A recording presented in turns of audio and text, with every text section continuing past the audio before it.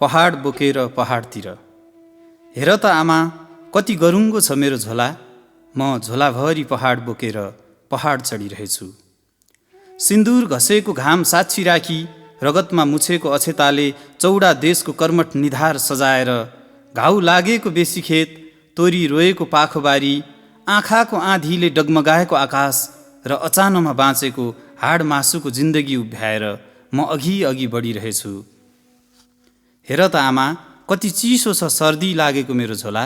म झोलाभरि पहाड बोकेर पहाड चढिरहेछु। यो युग जुन किरीले विजय र ताराले पराजय भोगेको युग हो। गुलाबको पातमा उन्नतिको मस्यौदा रङ्गाउँदै, रक्षानमा मौलाएको धनियाँका फूल जस्तै तराजुमा जोखिँदै गरेका क्रेता विक्रेताहरूको युग हो।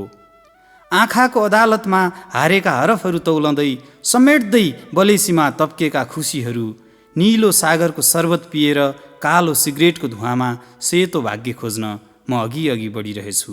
हेर त आमा, आँखाको पानीले कस्तरी पखालिएको छ मेरो झोलाको एकचोइटा जिन्दगी। म झोलाभरि पहाड बोकेर पहाड चढिरहेछु। लमतन्न धरतीमा मध्यरातको आँखी झ्याल सुतेको छ। छेउमा छ अन्धकारको टुसा पलाएको पहाड। सिरुपाते पाखामा धमिलिएको खुसी कागजे छितिज छिचोल्दै गिलासमा सङ्लिएको सप्तकोशी खोजिरहेछ। कुइनेटाको मासुमा एक प्लेट घामको शीतन मिलाएर बाँचिरहेछ धुपीको तुवालोले हाई लागेको हिउँद।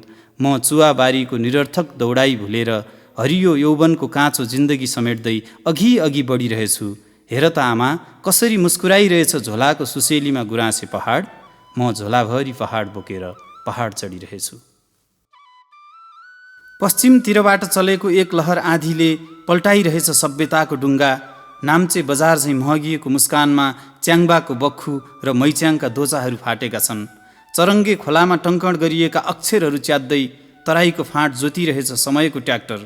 चिहानको ढुङ्गामाथि बसेर इतिहासको कुखुरा बासेको पहाड ऐतिहासिक परेली झिम्काउँदै कैद गर्छ मेरा सार्वभौम आँखालाई। कैदी आँखामा पनि घाम उदाउँदो रहेछ। घामका खुसीहरूले इजार फुस्केको समयलाई माथि सार्दै, गोधुलीमा हलो थन्क्याएर चिया पसलमा हामफालेका संवादहरू सम्झँदै म अघि अघि बढिरहेछु।